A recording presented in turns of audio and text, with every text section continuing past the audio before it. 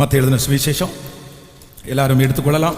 6ஆம் அதிகாரத்தை நாம் எடுத்துக்கொண்டு 6ஆம் அதிகாரத்திலே 22வது வசனத்தை நாம் எல்லாரும் சேர்ந்து ஒன்றாக அந்த வசனத்தை வாசிக்க போகிறோம். மிகவும் முக்கியமான ஒரு வசனம். 22வது வசனத்தை வாசிக்கலாமா? கண்ணானது சரீரத்தின் விளக்காய் இருக்கிறது. உன் கண் தெளிவாய் இருந்தால் உன் சரீரம் முழுவதும் வெளிச்சமாய் இருக்கும். உன் கண் கெட்டதாய் இருந்தால் உன் சரீரம் முழுவதும் இருளாய் இருக்கும்.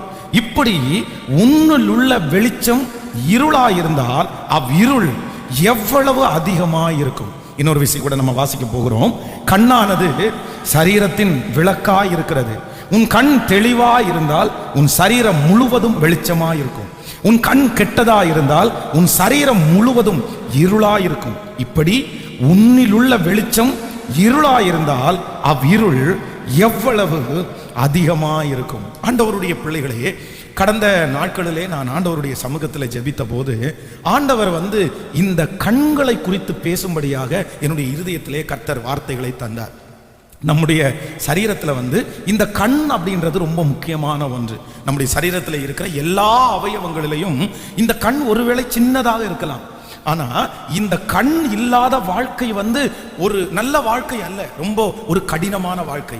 இப்பொழுது நீங்க நம்ம எல்லாரும் நன்றாய் பார்த்து கொண்டிருக்கிறோம். நம்ம இன்னைக்கு இவ்வளவு அழகா ட்ரெஸ் பண்ணி இருக்கிறோம் அப்படின்னு சொன்னா, இல்ல நம்முடைய தலையை நல்லா சீவி இருக்கிறோம் அப்படின்னா, எதனால இப்படி நடக்குது அப்படின்னு சொன்னா, நம்ம ஒரு கண்ணாடிக்கு முன்னாடி நிற்கிறோம். நம்முடைய உருவத்தை நம்ம பார்க்கிறோம்.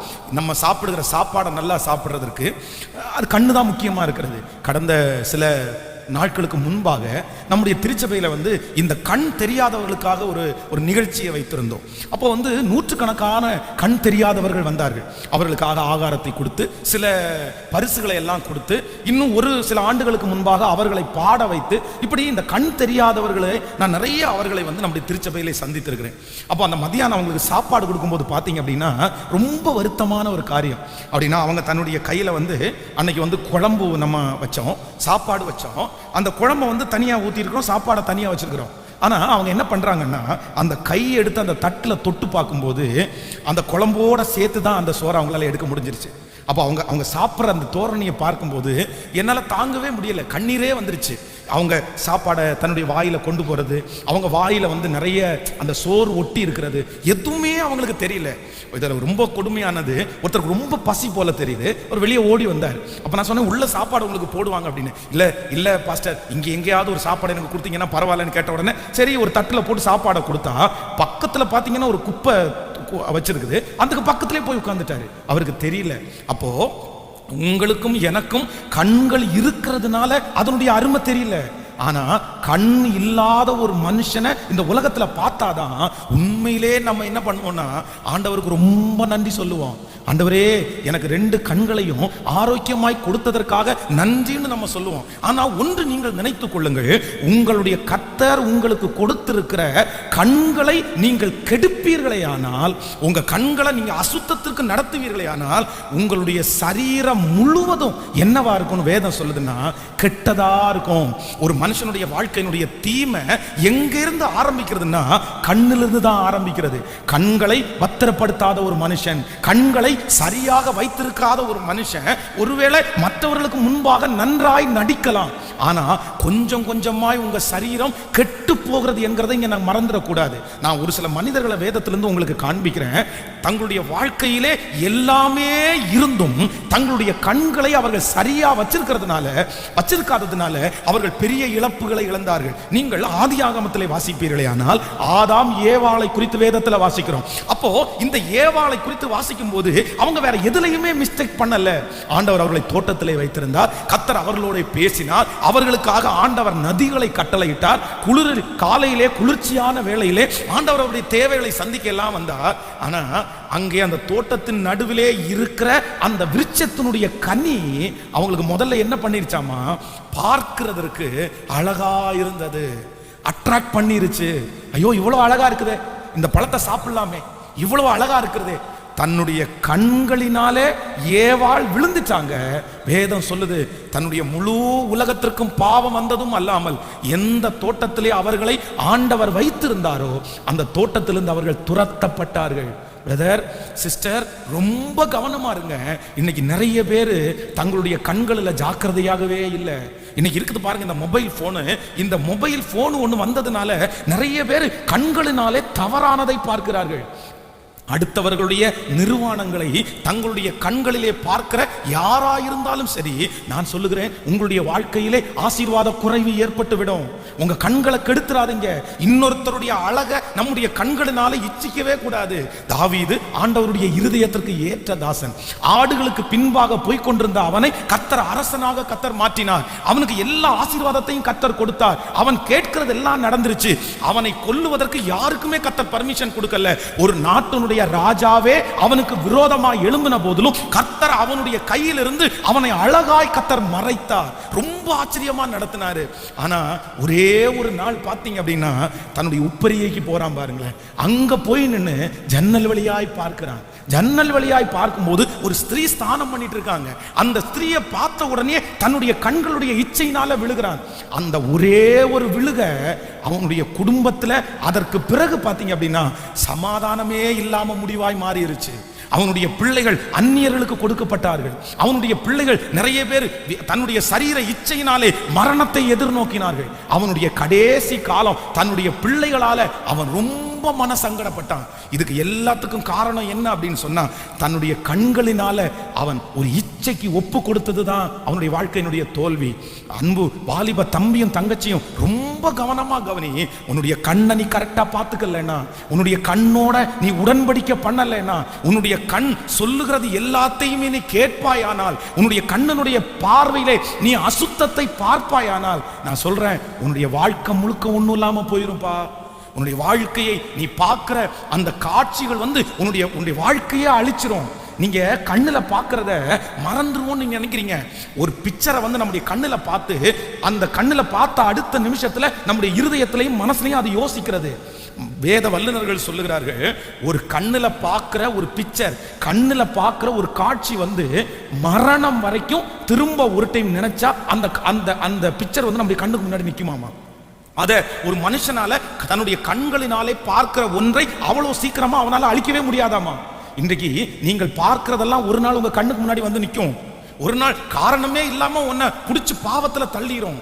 ரொம்ப ஜாக்கிரதை.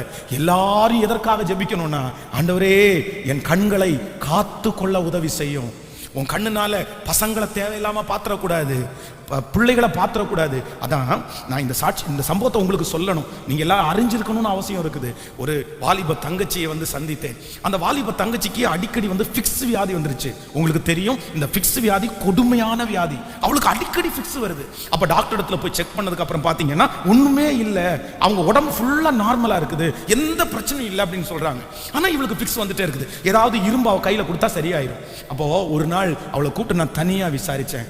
ஏன் உனக்கு இப்படி வருது? உனக்கு பலவீனம் இல்லைன்னு சொல்றாங்க. உன் மனசளவுல நீ கஷ்டப்படுறியா, இல்ல யாரையாவது ஒருத்தரை நேசிக்கிறியா, இல்ல யாராவது ஒருத்தர் உன்னை ஏமாத்துறாங்களா? நீ ஓப்பனா சொல்லு. உனக்காக நான் ஜெபம் பண்றேன், உனக்காக ஆண்டவருடைய ஆலோசனை நான் சொல்றேன். இல்லைன்னா பாஸ்டர் மாட்ட நீ சொல்லு, அவங்க உனக்கு ஆலோசனை கொடுப்பாங்க. அப்போ அந்த தங்கச்சி அழுது கொண்டே ஒரு காரியத்தை சொன்னாங்க. என்னால அதை மறக்கவே முடியல. அவ வெளியூர்ல இருக்கா. அவளை கோயம்புத்தூர்ல அவங்க அம்மா அப்பா படிக்க வைக்கிறாங்க. அப்போ வெளியூர்ல இருந்து இந்த கோயம்புத்தூருக்கு வரும்போது அவனுடைய சொந்தக்கார ஒரு பையன், அந்த பையனும் கோயம்புத்தூர்ல படிக்கிறான். அவன் வரும்போது அவனுடைய பொண்ணு தனியா போகுதுன்னு சொல்லி அந்த பையனோட அந்த அம்மா அப்பா அனுப்புனாங்களாமா. நீ போற இல்ல, அண்ணன் கூட போறல, அண்ணன் கூட போ அப்படின்னு. அப்போ ஒரு டைம் அவன் வெளியூர்ல இருந்து வரும்போது அவனுடைய போன்ல இருக்கிற போட்டோஸ் எல்லாமே அந்த பொண்ணுக்கு காமிக்கிறான். என்னுடைய போட்டோ நம்ம பொதுவாக சிலர் அப்படி காமிப்பாங்கல்ல, அந்த போட்டோ அவன் காமிக்கும் போது பார்த்தீங்க அப்படின்னா இவன் ஒரு நல்ல எக்ஸசைஸ் பண்றவன். அந்த எக்ஸசைஸ் பண்றது, அந்த ஜிம்முக்கு போனது, அதுக்கப்புறம் கொஞ்சம் கொஞ்சமா அவனுடைய போட்டோவை காமிக்கும் போது அருவருப்பான போட்டோஸை காமிச்சிட்டே இருக்கிறான். அவனுடைய போட்டோவே அருவருப்பான போட்டோவே. உடனே இந்த பொண்ணுக்கு முகம் சுளிக்குது. ஆனாலும் ஒரு பக்கத்துல தன்னுடைய சொந்தக்கார பையன், தன்னுடைய அண்ணன் பையன் அப்படின்ற மாதிரி தோணுது. அப்படியே கொஞ்சம் கொஞ்சமாய் பேசி கடைசியில் அவன் என்ன சொன்னான் தெரியுமா? அந்த பிள்ளைய பார்த்து, நான் தான் என்னுடைய சரீரத்தில் இருக்கிற போட்டோஸ் எல்லாம் நான் காமிச்சிருக்கேன்ல, நீ காமிக்க கூடாதா அப்படின்னு அந்த பிள்ளைய பிரெயின் வாஷ் பண்ணி அந்த பிள்ளை தன்னுடைய போட்டோவை அனுப்பி அந்த போட்டோவை வச்சு அவன் மிரட்டி, இந்த போட்டோவை நான் காமிச்சிருவேன், இந்த போட்டோவை நான் எல்லாருக்கும் அனுப்பிடுவேன், அந்த அவன் என் போட்டோவை மிஸ்யூஸ் பண்ணிடுவானோ, என்னை தப்பா பயன்படுத்திடுவானோன்ற அந்த பயம் அந்த பிள்ளைக்கு கடைசியில் ஃபிக்ஸ் வியாதியில் அந்த பிள்ளையை கொண்டு போய் விட்டுருச்சு. ரொம்ப கவனம், ரொம்ப கவனம். வாலிப தம்பிங்களும் தங்கச்சிகளும் சிலர் வந்து இரவானா போனை தூக்கி வச்சு உட்கார்ந்துருக்காங்க. சிலர் போனை பார்த்தீங்கன்னா பாஸ்வேர்டு போட்டு வைக்கிறாங்க, மறைச்சு வச்சிருக்காங்க. இன்றைக்கு உங்களை அழிக்கிற நிறைய ஆயுதங்கள் இந்த போனிலே இருக்கிறது. கடந்த இந்த லாக்டவுன்ல மட்டும் பார்த்தீங்க அப்படின்னு சொன்னா ஒரு கணக்கெடுப்புல அவங்க என்ன சொல்றாங்கன்னா, இந்த லாக்டவுன்ல அதிகமாய் இந்த டீனேஜ் பிள்ளைகள் வந்து அந்த போன்ல பார்த்த நிறைய வலைதளங்கள் வந்து மோசமான வலைதளங்களை அவங்க பார்த்துருக்காங்களாமா. அந்த மாதிரி நிறைய கணக்கெடுப்பு இருக்கிறது. ஆனா இந்த சத்தத்தை கேட்கிற ஒவ்வொரு பிள்ளைகளுக்கும் சொல்றேன், உன் கண்ணு கெட்டுச்சுன்னா உன் வாழ்க்கை முழுவதுமா கெட்டுரும். பெரியவங்களுக்கும் அப்படிதான் சொல்றேன். சில பெரியவங்களை வந்து சிலர் நம்புறாங்க. கணவனை மனைவி நம்புறாங்க.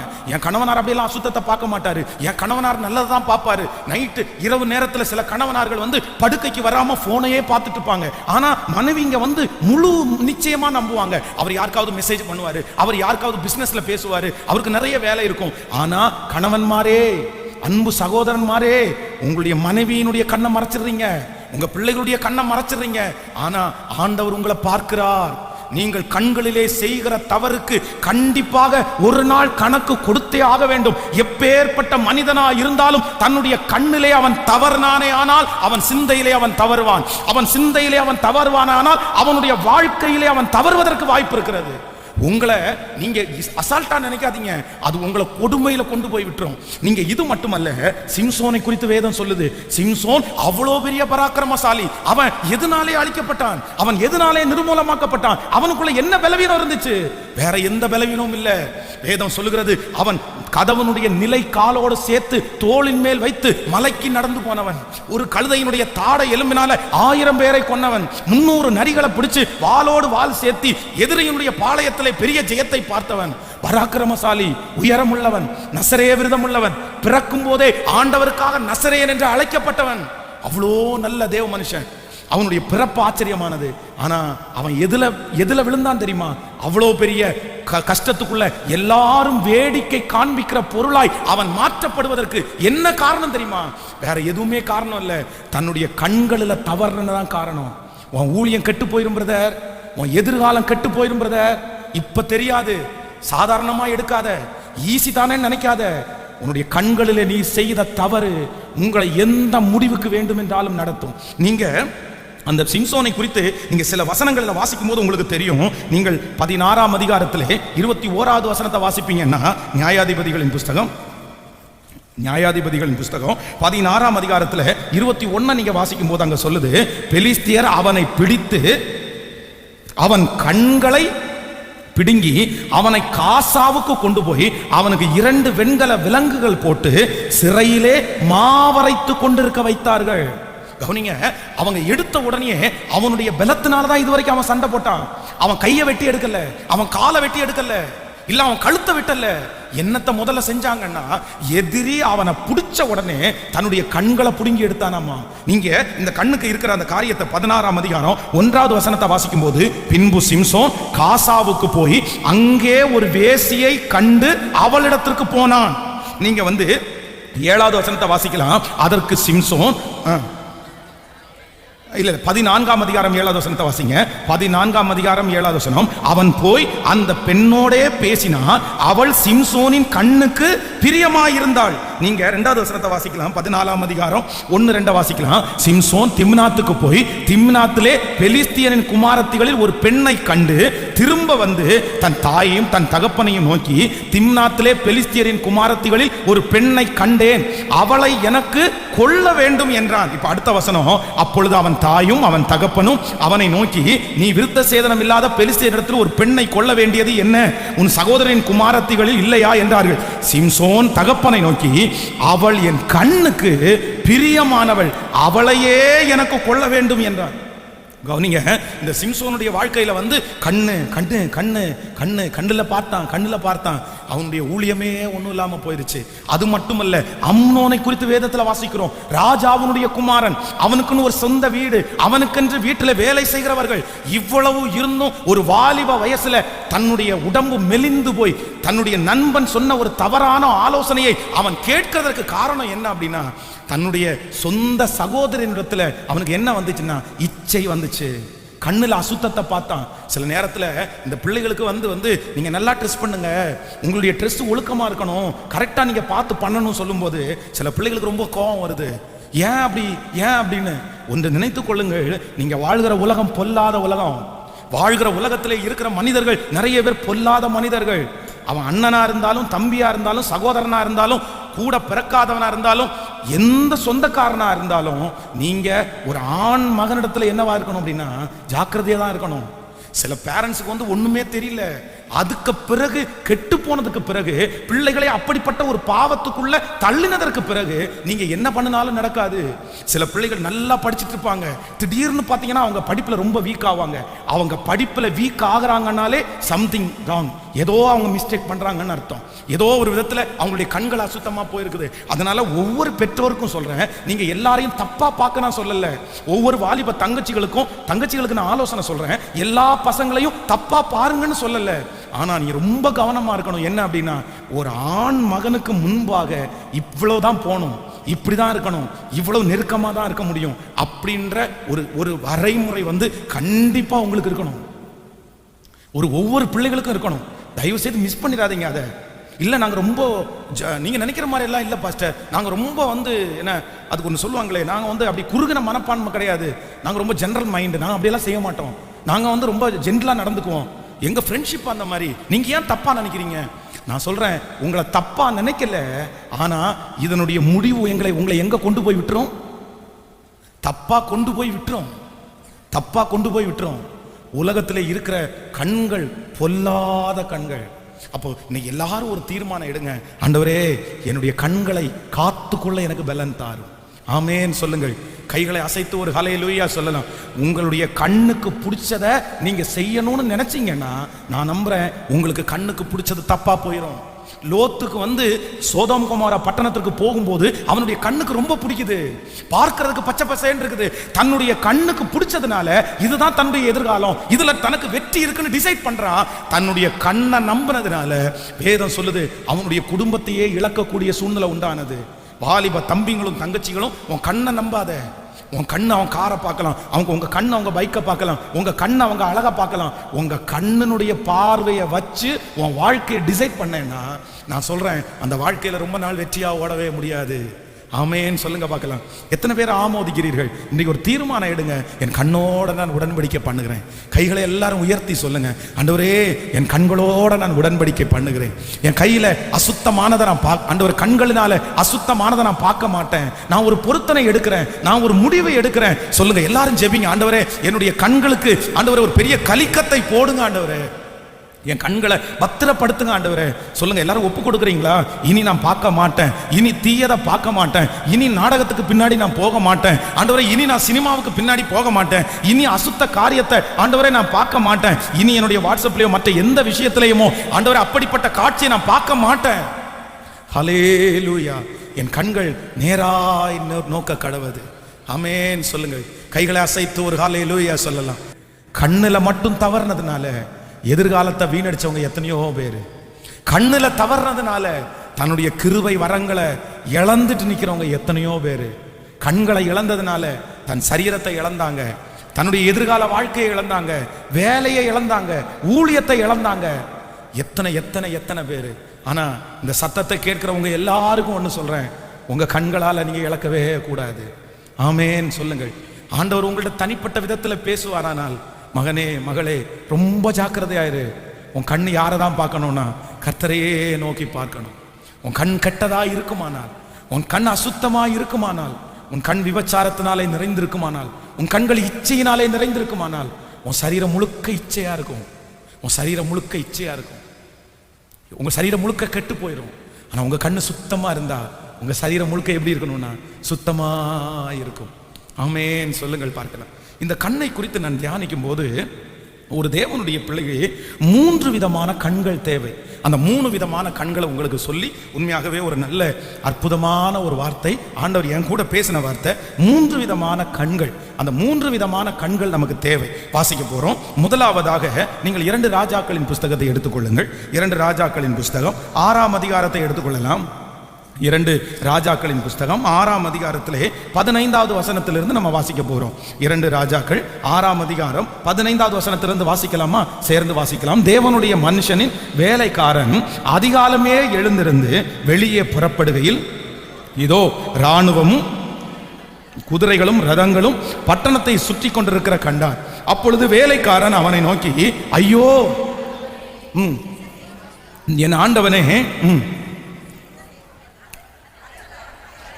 அதற்கு அவன், பயப்படாதே, அவர்களோடு இருப்பவர்களை பார்க்கலும் நம்மோடு இருக்கிறவர்கள் அதிகம் என்றான். அப்பொழுது எலிசா விண்ணப்பம் பண்ணி, கர்த்தாவே, இவன் பார்க்கும்படி இவனுடைய கண்களை திறந்தருளும் என்றான். உடனே கர்த்தர் அந்த வேலைக்காரரின் கண்களை திறந்தார். இதோ எலிசாவை சுற்றிலும் அக்கினிமயமான குதிரைகளும் ரதங்களாலும் அந்த மலை நிறைந்திருக்கிறதை அவன் கண்டான். ஆமேன் சொல்லுங்கள்.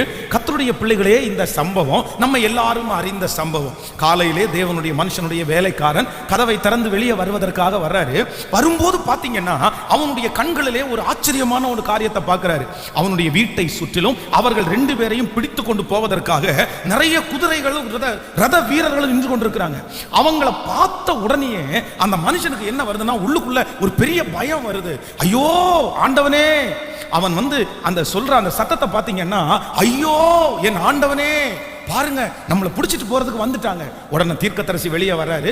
நீ எதுக்குப்பா பயப்படாத, நீ எதுக்கு பயப்படுற, நீ பயப்படாத, அவர்களோடு இருப்பவர்களை பார்க்கலும் நம்மோடு இருப்பவர்கள் அதிகம்னு சொல்லி அவனுடைய கண்கள் திறக்கும்படியாக ஜெபம் பண்றாரு. நல்லா கவனிங்க. நம்பர் 1, முதலாவதாக ஒரு தேவனுடைய பிள்ளைக்கு என்ன கண்கள் நமக்கு தேவை அப்படின்னா, பிரச்சனைகளை பார்க்கும் போது பயப்படாத கண்களை ஆண்டவர் நமக்கு தரணும். ஆமேன் சொல்லுங்க. முதலாவதாக நமக்கு என்ன கண்ணு தேவை அப்படின்னா, பிரச்சனையை பார்த்து பயப்படாத கண்கள் நமக்கு தேவை. ஒருவேளை இந்த ஆலயத்தில் இந்த சத்தத்தை கேட்கிற ஆண்டவருடைய பிள்ளைகளே, உங்களுடைய கண்களுக்கு முன்பாக பார்க்கிற அந்த பிரச்சனையை பார்த்து பார்த்து நீங்கள் பயந்து போய் வந்திருக்கலாம். அந்த பெரிய பர்வதத்தை பார்த்து பயந்து போய் வந்திருக்கலாம். அந்த தேவையை பார்த்து நீங்க பயந்து போய் வந்திருக்கலாம். ஆனா ஆண்டவர் இன்றைக்கு வாக்கு கொடுக்கிறார், உங்களுக்கு கர்த்தர் எப்படிப்பட்ட கண்களை தரணும்னு சொன்னா, பிரச்சனைகளை பார்க்கும் போது பயப்படாத கண்களை கர்த்தர் உங்களுக்கு தருவாராக. எத்தனை பேர் ஆமோதிக்கிறீர்கள்? சிலருக்கு அப்படிதான். இந்த பிரச்சனையை பார்த்த உடனே முதல்ல எதுல தான் பயம் உண்டாகும் அப்படின்னா, கண்கள்ல தான் பயம் உண்டாகும். நான் செய்வேனா, என்னால் அதை செய்ய முடியுமா, நான் எப்படி செய்ய போறேனோ, ஐயோ எனக்கு முன்னாடி நிற்கிற ஆள் ரொம்ப பெரிய ஆளாச்சே, எனக்கு முன்னாடி நிற்கிற பிரச்சனை ரொம்ப பெருசாயிருச்சே. பார்த்த உடனேயே சிலருக்கு தங்களுடைய கண்களிலே பயம் ஆயிரும். ஆனா நீங்களும் நானும் எதற்காக ஜெபிக்கணும் அப்படின்னு சொன்னா, ஆண்டவரே, எந்த பிரச்சனைகளை நான் சந்தித்தாலும் முதல்ல என்னுடைய கண்ணு எப்படிப்பட்டதா இருக்கணும்னா, அந்த பிரச்சனையை பார்த்து என் கண்ணு என்ன பண்ணக்கூடாதுன்னா, பயப்படவே கூடாது. எத்தனை பேர் ஆமோதிக்கிறீர்கள்? பயப்படாத கண்கள் உங்களுக்கு இருக்குமே ஆனால், உங்களுக்கு விரோதமா இருக்கிற தேவை எவ்வளவு பெரிதா இருந்தாலும், உங்களுக்கு விரோதமா இருக்கிற பிரச்சனை எவ்வளவு பெரிதா இருந்தாலும், நான் நம்புகிறேன் அந்த காரியத்தை சுலபமாய் உங்களால ஜெயிக்க முடியும். எத்தனை பேர் ஆமோதிக்கிறீங்க? நீங்க இதற்கு ஒப்புமையான வசனங்களை வேதத்துல வாசிப்பீர்களே. ஆனா வேதம் நமக்கு ரொம்ப அழகா சொல்லுது. தாவீது கோலியாத்தினுடைய சம்பவத்தை நம்ம வாசிக்கலாம். கவனிங்க. அந்த கோலியாத்தினுடைய உயரத்தையும் கோலியாத்தினுடைய தோற்றத்தையும் அவனுடைய கைகளிலே இருக்கிற ஈட்டியையும் பட்டயத்தையும் பார்த்த உடனே அந்த ஜனங்களுக்குள்ள என்ன வந்துச்சாமா, கண்ணுல பார்த்த உடனே பயம் வந்துருச்சு. ஐயோ, இவ்வளோ பெரிய மனுஷனா, இவ்வளோ பெரிய ஈட்டியா, இவ்வளோ பெரிய கேடகமா, இவ்வளோ பெரிய தலையா, இவ்வளோ பெரிய உயரமா. அங்க இருக்கிற சவுல் ராஜா பயந்து போனார். அங்க இருக்கிற ஜனங்கள் எல்லாம் பயந்து போனார். கண்களில பார்த்த உடனே பயப்பட்டதுனால யாருக்குமே அந்த பிரச்சனையை எதிர்கொள்ளக்கூடிய தைரியம் இல்ல.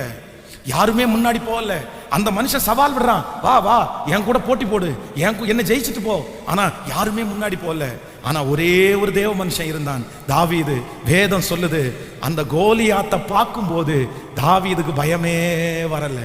அவர் என்ன சொல்றாரு அப்படின்னு சொன்னா, ஒருவேளை சிங்கத்தை போல் இருப்பான், இல்லைன்னா கரடியை போல் இருப்பான். சிங்கத்தின் கைக்கு என்னை தப்புவித்த கர்த்தர், கரடியின் கைக்கு தப்புவித்த கர்த்தர் இந்த பெலிஸ்தியனுடைய கைக்கு என்னை தப்புவிக்கிறதற்கு வல்லவராயிருக்கிறார். ஆமேன் சொல்லுங்கள். கைகளை உயர்த்தி ஒரு ஹல்லேலூயா சொல்லுங்கள்.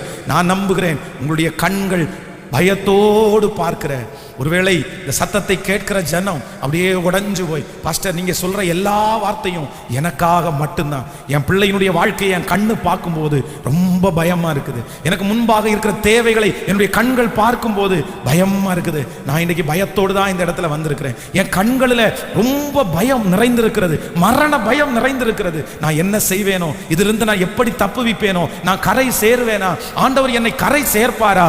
ஆனா கர்த்தர் இன்றைக்கு வாக்கு கொடுக்கிறார், உனக்கு விரோதமா இருக்கிற பிரச்சனையை விட அந்த பிரச்சனைக்கு பின்பாக இருக்கிற இயேசு பெரியவர், அந்த சூழ்நிலையை விட இயேசு பெரியவர். உன்னுடைய கண்கள் அந்த பிரச்சனையை மட்டும் பார்க்க வேண்டாம், அந்த பிரச்சனைக்கு பின்பாக உன்னை விடுவிக்கிற ஒரு கர்த்தர் இருக்கிறார், உன்னை கை தூக்கி விடுகிற ஒரு கர்த்தர் இருக்கிறார், உன் வெட்கத்திற்கு பதிலாக 2 மடங்கு பலனை கொடுக்கிற கர்த்தர் இருக்கிறார். ஓ சிறு மந்தையே பயப்படாதே என்று சொல்லுகிற கர்த்தர் இருக்கிறார். அவர் உங்களோடு இருக்கும் போது உங்களுடைய கண்கள் அந்த பிரச்சனையை பார்த்து பயப்பட தேவையே இல்லை. ஹல்லேலூயா, ஆமென் சொல்லுங்க. எல்லாரும் ஜெபம் பண்ணுங்க, ஆண்டவரே எனக்கு ஒரு கண்களை தாருங்க. எந்த கண்கள்? என்ன? பயப்படாத கண்கள். ஆமென் சொல்லுங்க. எதுக்குமே நான் என்ன பண்ணிடக்கூடாதுன்னா, அதான் நீங்கள் ஒரு சாட்சி உங்களுக்கு தெரிந்திருக்கும் அப்படின்னு நினைக்கிறேன். நான் பல ஆண்டுகளுக்கு முன்பாக நான் அந்த என்னுடைய வண்டி எடுத்துட்டு இந்த கண்ணப்ப நகரில் கொஞ்சம் முன்னாடி நிறைய கடைகள் இருக்கிற இடத்துல ஒரு பொருள் வாங்குறதுக்காக போனேன். அப்போ இதுக்கு முன்பாக நம்ம ஆரம்பித்த சர்ச்சில் பக்கத்தில் ஒரு 6-7 ரவுடி பசங்க இருப்பாங்க. அவங்க அந்த தெருவிலேயே உட்காந்துருப்பாங்க பாருங்க. ஆனால் யார்கிட்ட அவங்க கெட்டவங்களோ இல்லையோ, எங்கிட்ட அவங்க ரொம்ப நல்லவனாக இருப்பாங்க. என்னை பார்த்தோன்னே கீழே இறங்கி நிற்பாங்க, ஃபாதர் நல்லா இருக்கீங்களான்னு கேட்பாங்க, ஏதாவது விசாரிப்பாங்க, எதுவும் ப்ரோக்ராம்ஸ் எதுவும் வைக்கலையான்னு கேட்பாங்க. அப்படி ரொம்ப நெருக்கமாக இருப்பாங்க. ஆனால் அதில் ஒரு பையன் பார்த்தீங்கன்னா திருச்சபைக்கு போகிற ஒரு பொண்ணை அவன் நேசிப்பான். நேசித்து அந்த பொண்ணும் ஏமாந்து காதலிச்சு 2 பேரும் கல்யாணம் பண்ணி 2 பேருமே பிரிஞ்சிட்டாங்க. அப்போ ஒரு நாள் அந்த கடையில் நின்றுட்டு இருந்தான். அப்போ அவனை பார்த்துட்டு அவன் என்னமோ கஞ்சா போட்டிருப்பான்னு நினைக்கிறேன், அவன் அப்படிதான் இருப்பான், போதையில் இருப்பான், எனக்கு எதுவுமே தெரியல.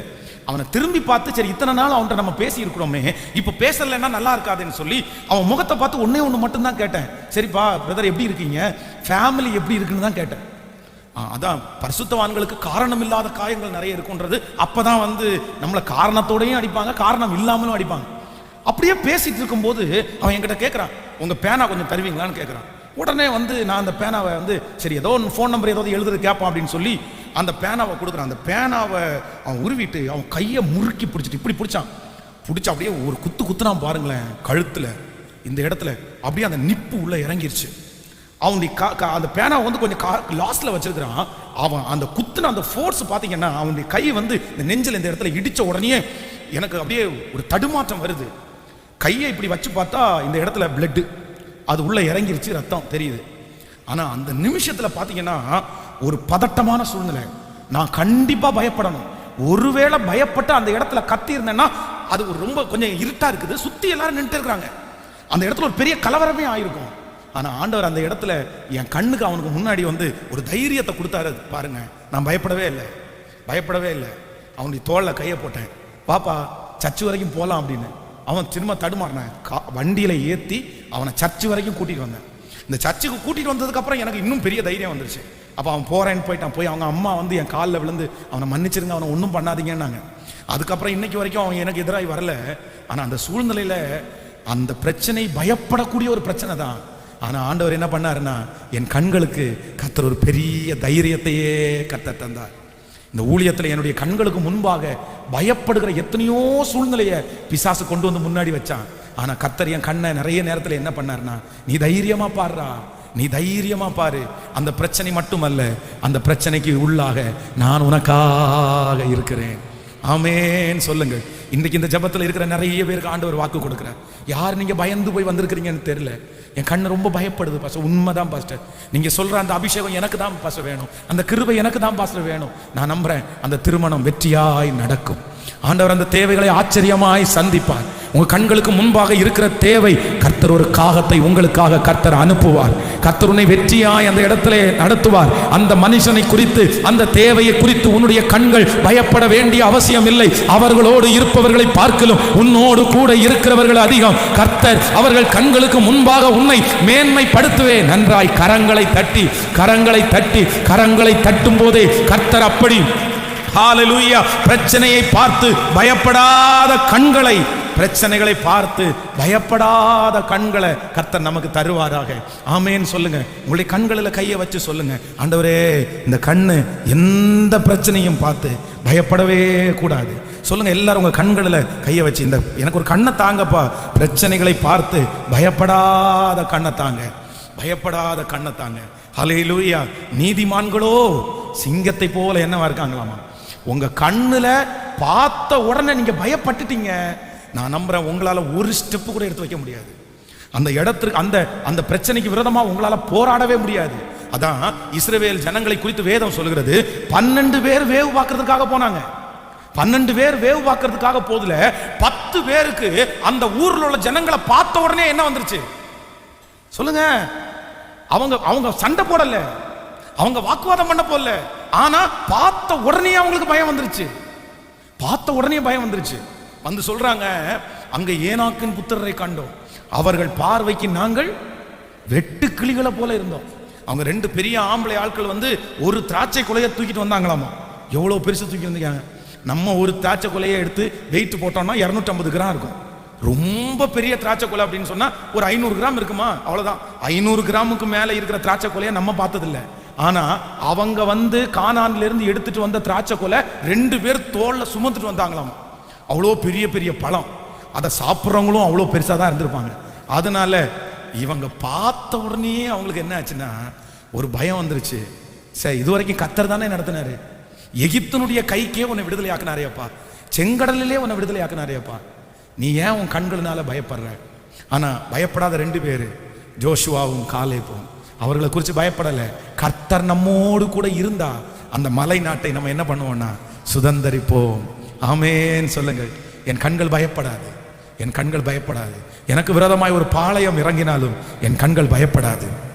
என் பக்கத்தில் 1000 பேர் விழுந்தாலும், என் வலதுபுறத்தில் 10,000 பேர் விழுந்தாலும் நான் என் கண்களால் அதை பார்த்து, ஓ ஹல்லேலூயா, துன்மார்க்கருக்கு வரும் பலனை நான் பார்ப்பேன், என் கூட கர்த்தர் இருக்கிறது என் கண்கள் காணும்.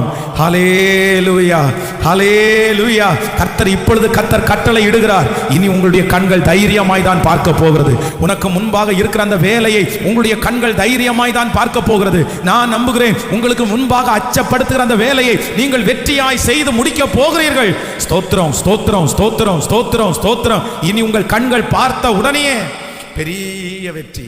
கரங்களை அசைத்து ஒரு ஹல்லேலூயா சொல்லலாம். ஆமென். இந்த கார் ஓட்டும் போது பாத்தீங்க அப்படின்னா, கார் ஓட்டுறவங்க பக்கத்துல பயப்படுறவங்கள உட்கார வைக்க கூடாது. யார? பொதுவாகவே பாத்தீங்கன்னா இந்த லேடிஸ் வந்து கார்ல ஏறி உட்கார்ந்துட்டாங்கன்னா பிரேக் அவர் போடுறாரு இல்லையோ, இந்த அம்மா பிரேக் போட்டே இருக்கும்.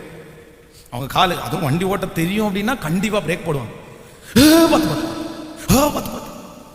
அங்க ஒண்ணுமே வந்திருக்காது. ஆனா என்ன அப்படின்னா, பாஸ்டர் அம்மா ஒருத்தையும் பயப்படுத்தினாங்க பாருங்க. என்ன, ஒருத்தன் வந்து அவன் குறுக்க வர்றான், அவன் குறுக்க வர்றதை நான் பார்த்துட்டேன், கண்டிப்பா வருவான் அப்படின்னு நினைச்சேன். இவங்க ஒரு கத்துனதுல நான் வந்து ஒரு பிரேக்கை போட்டேன் பாருங்க, போய் முன்னாடி இடிச்சிட்டாங்க. நான் சொன்னேன், உனக்கு இது தேவைதான், சும்மா இருந்தாலும் இப்படி எதுக்கு பயப்படுத்தின? இது அதான் நீ பயப்பட்டதுனால தான் உனக்கு பனிஷ்மெண்ட், வேற என்ன? அவ்வளோ பயம். அப்படி அந்த பயப்படுற, அது பார்த்த உடனே ஒரு பயம், இடிச்சிருவானோ. அது நான் என்ன சொல்றேன்னா, அது பொதுவாக வர்றதா. ஆனால் நம்ம எல்லாத்தையும் எப்படி பார்த்து கற்றுக்கணும் அப்படின்னா, தைரியமாய் நம்முடைய கண்ணு பார்க்கணும். ஆமேன்னு சொல்லுங்கள்.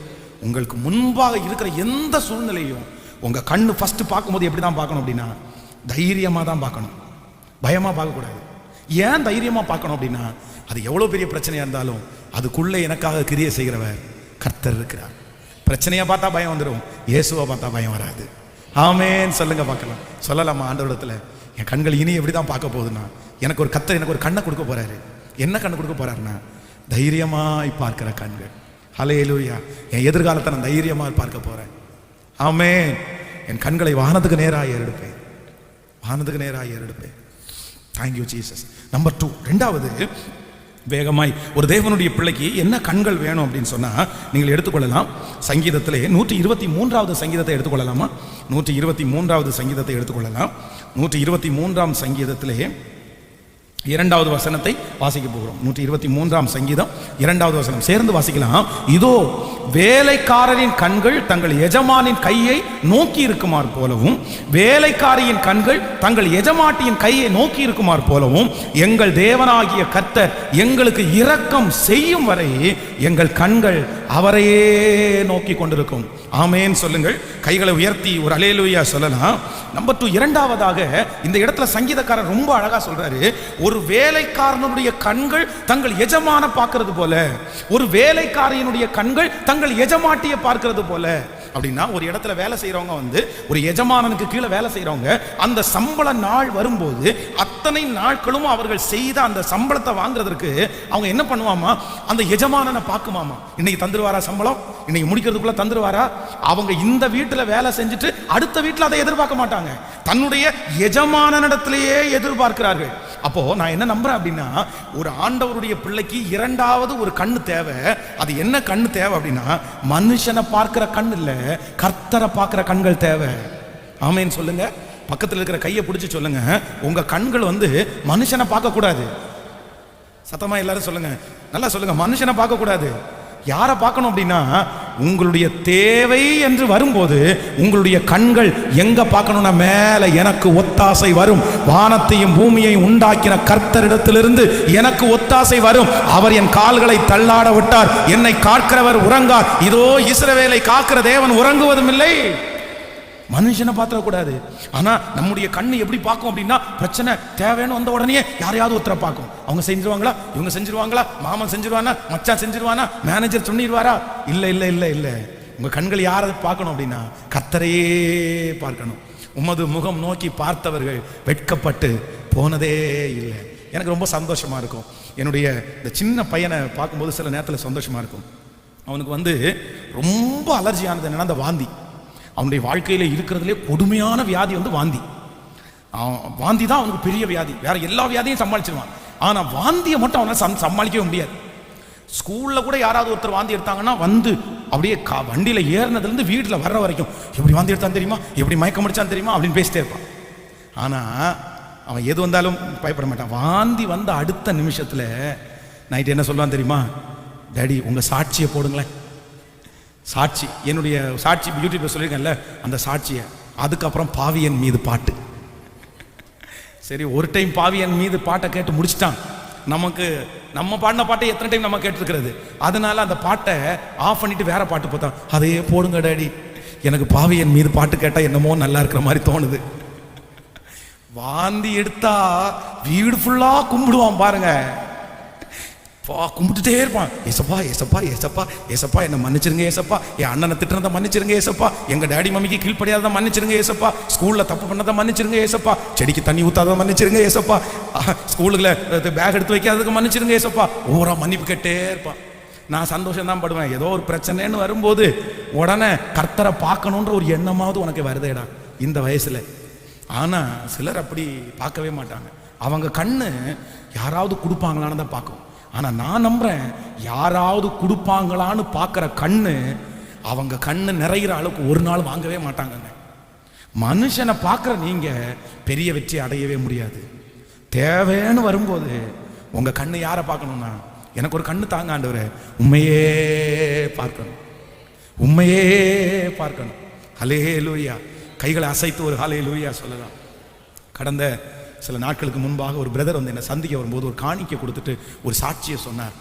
போன லாக்டவுனில் 60 டன்னு பொருளை வந்து அவருடைய கம்பெனியில் கொண்டு வந்து இறக்கிட்டாங்களாமா. 60 டன்னு.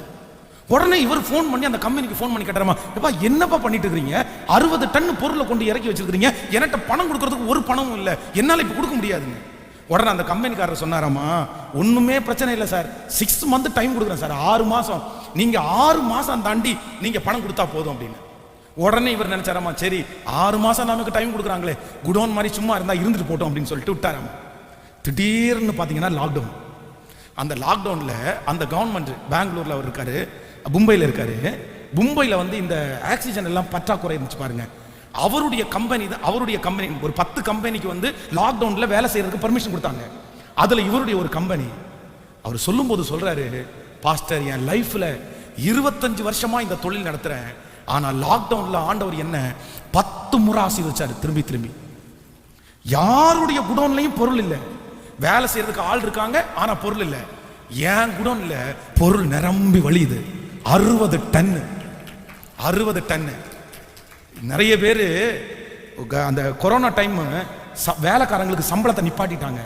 ஆனா நான் 2 சம்பளம் கொடுத்தேன். 10,000 உள்ளவங்களுக்கெல்லாம் 20,000, 20,000 உள்ளவங்களுக்கெல்லாம் 40,000, 50,000 உள்ளவங்கெல்லாம் 1 லட்சம். டபுள் சம்பளம் கொடுத்தாராமா. அவங்க கம்பெனி ராத்திரி பகலா ஓடிட்டேன்ச்சாமா. அந்த லாக்டவுன்ல அந்த 1 இயர்ல ஆண்டவர் என்னை ஓட்டி எட்டாத உயரத்துக்கு கொண்டு போயிட்டாரு. என்னை விட 10 மடங்கு வேகமா ஓடுறவங்க எல்லாம் இன்னைக்கு 10 மடங்கு பின்னாடி ஓடுற அளவுக்கு கர்த்தர் என்ன ஒரே வருஷத்துல முன்னாடி வச்சாருன்னு சொன்னார். ஏன் அப்படின்னா அவர் ரொம்ப ஜெபிக்கிற மனுஷன். அப்போ இன்றைக்கு இந்த ஜெபத்துல இருக்கிற ஆண்டவருடைய பிள்ளையே, உங்கள் தேவை எவ்வளவு பெருசுன்னு எனக்கு தெரியாது. உங்க கண்ணு ஒருவேளை மனுஷனை பார்த்து ஏமாந்து போயிருக்கலாம். உங்க முன்னாடி இருக்கிற சூழ்நிலையை பார்த்து ஏமாந்து போயிருக்கலாம். அவங்க பேசக்கூடாதா, இவங்க பேசக்கூடாதா, இவங்க செய்யக்கூடாதான்னு ஏமாந்து வந்திருக்கலாம். ஆனா ஆண்டவர் இன்னைக்கு பேசுறாரு, உன் கண்ணு எப்படிப்பட்ட உனக்கு கண்ணு வேணும் அப்படின்னா கர்த்தரே பார்க்கிற கண்கள். ஹல்லேலூயா. உன் கண்ணு மேல கையை வச்சு சொல்லுங்க, ஆண்டவரே என் கண்கள் மனிதர்களை பார்க்காத கண்கள், உங்களை பார்க்கிற கண்கள் எனக்கு வேணும். சொல்லுங்க, எல்லாரும் சொல்லுங்க, ஆண்டவரே ஸ்தோத்திரம், உம்மை பார்க்கிற கண்கள், உம்மை பார்க்கிற கண்கள். ஆமென். ஒரு வசனத்தை வாசிங்க. 1 சாமுவேலின் புஸ்தகம் 13ஆம் அதிகாரத்தை எடுத்துக்கொள்ளுங்கள். 1 சாமுவேல் 13ஆம் அதிகாரம் 11வது வசனத்தை வாசிக்கலாமா? 1 சாமுவேல் 13ஆம் அதிகாரத்திலே 11வது வசனத்தை சேர்ந்து வாசிக்கலாம். சாமுவேல் சவுலை பார்த்து, புத்தீனமாய் செய்தீர், உம்முடைய தேவனாகிய கர்த்தர் உமக்கு விதித்த கட்டளையை கை கொள்ளாமற் போனீர். மற்றபடி கர்த்தர் இஸ்ரவேலின் மேல் உம்முடைய ராஜ்ய பாரத்தை என்றென்றைக்கும் ஸ்திரப்படுத்துவார். நீங்க 11வது வசனத்தை வாசிக்கலாம். 10ல இருந்து வாசிக்கலாம். அவன் சர்வாங்க தகன பலியிட்டு முடிக்கிற போது இதோ சாமுவேல் வந்தான். சவுல் அவனை சந்தித்து வந்தனம் செய்து அவனுக்கு எதிர்கொண்டு போனான். நீர் செய்தது என்ன என்று சாமுவேல் கேட்டதற்கு, சவுல் ஜனங்கள் என்னை விட்டு சிதறி போகிறதையும் குறித்த நாட்களின் திட்டத்திலே நீ வராததையும் பெலிஸ்தியர் மிக்மாசிலே கூடியிருக்கிறதையும் நான் கண்டபடியால். போதும், என்னை எல்லாரும் கவனிங்க. இப்ப சவுல் என்ன பண்றாருன்னா, சாமுவேல் செலுத்த வேண்டிய பலியை அவர் செலுத்தி முடிக்கிறாரு. சாமுவேல் சொல்றாரு, நான் போறேன், 7 நாள் வரைக்கும் நீ காத்திருப்பா, 7 days நான் வருவேன், பலி நான் செலுத்துவேன், நீ அது வரைக்கும் வெயிட் பண்ணு. இப்போ சாமுவேலை எதிர்பார்த்து சவுலுக்கு ரொம்ப டைம் ஆயிருச்சு. அதனால அவன் பலி செலுத்துறான். அவன் பலி செலுத்தி முடிச்ச உடனே யார் வந்தா? சாமுவேல் வந்துட்டாரு. இப்ப சாமுவேல் கேட்கிறாரு, நீ செய்யறது என்னப்பா பண்ற? ஒரு ஆசாரியன் செய்ய வேண்டியதை ஒரு ராஜா செய்யலாமா? உடனே சவுல் என்ன பதில் சொல்றான் அப்படின்னா, நான் துணிஞ்சு இந்த பலியை செலுத்துறதுக்கு ஒரு காரணம் இருக்குது. என்னை விட்டு எனக்கு படைக்காக போரிடுவதற்கு வந்தவங்க நிறைய பேர் என்னை விட்டு என்ன பண்றாங்க? சிதறி போறாங்க. அப்படின்னா சவுல் நினைச்சான், இந்த மனுஷங்க சிதறி போயிட்டாங்கன்னா இந்த யுத்தத்துல வெற்றி நமக்கு. நான் சொல்றேன், யுத்தத்துல ஆள் இருக்கிறதுனால கர்த்தர் வெற்றி கொடுப்பாரா? ஆள் இருக்கிறதுனால வெற்றி கிடைக்குமா? கர்த்தர் வெற்றி கொடுப்பாரா? சத்தமா சொல்லுங்க, முழு பலத்தோட சொல்லுங்க. கர்த்தர் சிறியவனை கொண்டாகிலும் பெரியவனை கொண்டாகிலும் அற்புதம் செய்வது கர்த்தருக்கு. கொஞ்சம் பேரை கொண்டாகிலும் அநேகம் பேரை கொண்டாகிலும் ரட்சிப்பதற்கு கர்த்தருக்கு. சொல்லுங்க, கர்த்தருக்கு லேசான காரியம். எத்தனையோ பரிசுத்தவான்களை ஆண்டவர், நிறைய பேர் அதிகமா இருக்காங்க, கொஞ்சம் பேரை கம்மி பண்ணுங்கன்னு தான் கர்த்தர் சொன்னாரு. கர்த்தருக்கு முடியும். ஆனா இந்த சவுல் என்ன நினைச்சாருன்னா, மனுஷங்களையே பார்த்தாரு. அவன் இல்லைன்னா இவன் இல்லைன்னா. இந்த ஜபத்துல இருக்கிற எல்லா தேவனுடைய பிள்ளைகள், நீங்க மனுஷனுக்காக மனுஷன் இல்லைன்னா இது நடக்காது அப்படின்னு நினைக்காதீங்க. கர்த்தர் இல்லைன்னா தான் இது நடக்காது. ஆமேன்னு சொல்லுங்க. எனக்கு ஒரு கண்ணு தேவை, எனக்கு ஒரு கண்கள் வேணும். தேவைன்னு வரும்போது, பிரச்சனைன்னு வரும்போது இந்த கண்ணு யாரை தான் பார்க்கும்னா கர்த்தரையே நோக்கி பார்க்கும். இன்றையிலிருந்து ஒரு தீர்மானம் எடுக்கலாமா? ஹல்லேலூயா. உமது முகம் நோக்கி பார்த்தவர்கள் வெட்கப்பட்டு போவதில்லை, உமது திருநாமம் அறிந்தவர்கள் கைவிடப்படுவதில்லை. சொல்லுவோம், உமது முகம் நோக்கி பார்த்தவர்கள் வெட்கப்பட்டு போவதில்லை. உமது திருநாமம் அறிந்தவர்கள் கைவிடப்படுவது. கரங்களை மேல தட்டி நம்பினோரை நீர் மறப்பதில்லை. உம்மை தேடி வந்தோரை வெறுப்பதில்லை. நம்பினோரை நீர் மறப்பதில்லை. உம்மை தேடி வந்தோரை. ஹalleluya. இயேசு மகாராஜா எங்கள் நேசா இரக்கத்தின் சிகரம் நீரே. ஓ இயேசு மகாராஜா இரக்கத்தின் சிகரம். கொஞ்சம் வேகமா கரங்களை தட்டி உமது முகம் நோக்கி பார்த்தவர்கள் வெட்கப்பட்டு போவதில்லை. உமது திருநாமம் அறிந்தவர்கள் கைவிடப்படுவதில்லை. ஆமென். அவர்கள் அவருடைய முகத்தை நோக்கி பார்த்து பிரகாசம் அடைந்தார்கள். அவர்கள் முகங்கள் வெட்கப்பட்டு போனதே இல்லை. ஆமென் சொல்லுங்கள். இந்த வருஷம் நம்ம ஒரு பெரிய தேவையோட காலடி எடுத்து வச்சோம். போன வருஷம் இந்த 2 வருஷம் பார்த்தீங்கன்னா காற்றும் இல்லை மழையும் இல்லை. ஆனால் ஆண்டவர் இவ்வளோ தூரம் நம்மளை கொண்டு வந்திருக்கிறார்ல. எவ்வளோ நல்லவர் இல்லை, எவ்வளோ நல்லவர். இந்த டிசம்பர் மாதம் இந்த இடத்த கரையம் பண்ணியே ஆகணும். இனி அவங்கள்ட்ட எக்ஸ்கியூஸ் கேட்கவே முடியாது. கிட்டத்தட்ட 4-5 டைம் நம்ம எல்லாத்தையும் ஸ்கிப் பண்ணிட்டோம். அப்போ என்னதான் ஒரு பக்கத்தில் விசுவாசம் இருந்தாலும் இன்னொரு பக்கத்தில் ஆண்டவரே யாருப்பா யாருப்பா யாருப்பா. இன்னைக்கு இருக்கிற காலத்தில் இவ்வளோ பெரிய பணத்தை வட்டியே இல்லாம யாருங்க கொடுப்பா? யாரு கொடுப்பா சொல்லுங்க? யாரால கொடுக்க முடியும்? அதுவும் மாசம் மாசம் மாசம் நீங்க கொடுத்தா போதும் அப்படின்னு யார் கொடுக்க முடியும்? யாரால கொடுக்க முடியும்? ஆனா நான் நம்புறேன் ஆண்டவர் அப்படிப்பட்ட மனிதர்களை எழுப்பி தர்றாரு. இது எதனால நினைக்கிறீங்க? இது எதனால நினைக்கிறீங்க? நம்ம யாரையும் நம்பல, நம்ம யாரை தான் நம்புறோம் சொல்லுங்க.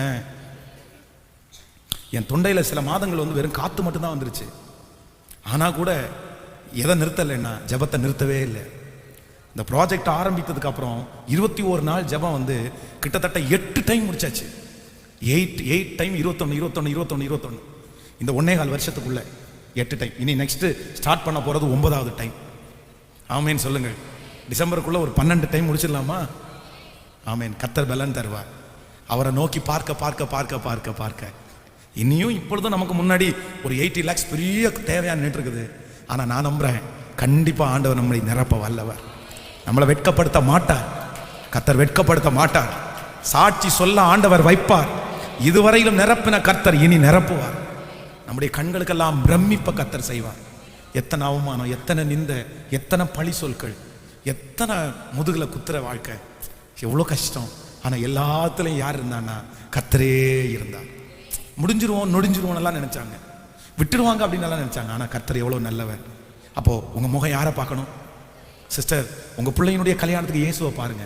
பிரதர், உங்க மகளுடைய திருமணத்தினுடைய தேவைக்கு இயேசுவை பாருங்க. உங்க வாழ்க்கையினுடைய எல்லாத்துக்கும் இயேசுவை பாருங்க. இயேசுவை பாருங்க, இயேசுவை பாருங்க. அவர் வெட்கப்படுத்துவாரா? அவர் வெட்கப்படுத்தவே மாட்டார். ஆமென். சோ நம்பர் 1, முதலாவது நமக்கு என்ன கண்ணு தேவை? பயப்படாத கண்கள் நமக்கு தேவை. நம்பர் 2, ரெண்டாவது என்ன கண்ணு தேவை? மனுஷனை பார்க்காத கர்த்தரை பார்க்கிற கண்கள் தேவை. நம்பர் 3, மூணாவது ஒரு காரியத்தை வேகமாய் சொல்லி நான் முடிக்க போறேன். என்னாகமம் 14ஆம் அதிகாரத்திலே எடுத்துக்கொள்ளுங்கள். 14ஆம் அதிகாரம் என்னாகமம் 14ஆம் அதிகாரத்திலே 11வது வசனத்தையும் 22வது வசனத்தையும் வாசிக்கலாம். கர்த்தர் மோசையை நோக்கி, எதுவரைக்கும் இந்த ஜனங்கள் எனக்கு கோபம் உண்டாக்குவார்கள்? தங்களுக்குள்ளேயே நான் காட்டின சகல அடையாளங்களை அவர்கள் கண்டும் எதுவரைக்கும் என்னை விசுவாசியாதிருப்பார்கள். நீங்க அப்படி 22வது வசனத்தை வாசிங்க. என் மகிமையும் நான் எகிப்திலும் வனாந்தரத்திலும் செய்த என் அடையாளங்களை கண்டிருந்தும் என் சத்தத்திற்கு செவி கொடாமல் இதனோட 10 முறை என்னை பரீட்சை பார்த்த மனிதரில் ஒருவனும். கவனிங்க, ஆண்டவர் இந்த இடத்துல ரொம்ப அங்கலாய்ப்பா சொல்றாரு. நீங்க 11வது வசனத்தை வாசிக்கும் போது கர்த்தர் மோசையை நோக்கி, எதுவரைக்கும் இந்த ஜனங்கள் எனக்கு கோபம் உண்டாக்குவார்கள்? தங்களுக்குள்ளே நான் காட்டின சகல அடையாளங்களையும் அவர்கள் கண்டும் எதுவரைக்கும் என்னை விசுவாசியாதிருப்பார்கள். அப்படின்னா கர்த்தர் நமக்காக ஆயத்தம் பண்ணி இருக்கிறத காண்கிற கண்களை கர்த்தர் நமக்கு தரணும். அப்படின்னா இன்னொன்னு எழுதிக்கலாம், விசுவாச கண்களை நமக்கு தரணும். பக்கத்தில் உள்ள கையை பிடிச்சி சொல்லுங்க, உங்களுக்கு என்ன கண்ணு வேணும்? சத்தமா சொல்லுங்க. முதல்ல பயப்படாத கண்ணு, ரெண்டாவது தேவனை பார்க்கிற கண்கள், மூணாவது என்ன கண்ணு தேவைன்னா நமக்காக ஆயத்தம் பண்ணி வச்சிருக்கிறத பார்க்கிற கண்கள் நமக்கு தேவையாமா. ஆமீன் சொல்லுங்க. யாருக்கு தெரியும் உங்களுக்கு கர்த்தர் என்னென்ன ஆயத்தம் பண்ணி வச்சிருக்கிறாருன்னு? நான் நம்புறேன் உங்களுக்கு நீங்க நினைக்கிறத விட பல மடங்கு ஒரு உயர்வை கர்த்தர் ஆயத்தம் பண்ணி வச்சிருக்கலாம்.